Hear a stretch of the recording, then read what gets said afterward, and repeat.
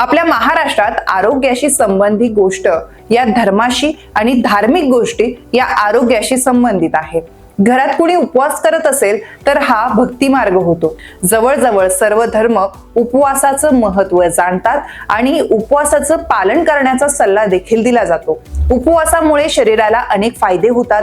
काही लोक हलकं खाऊन उपवास करतात तर काही लोक काही न खाता तासनतास उपवास करतात. जर तुम्हाला उपवास करताना डोकेदुखी किंवा मळमळ होत नसेल तर ते तुमच्यासाठी फायदेशीर ठरल्याचं समजा. धार्मिक महत्त्वाव्यतिरिक्त बरेच लोक केवळ वजन कमी करण्यासाठी उपवास करतात.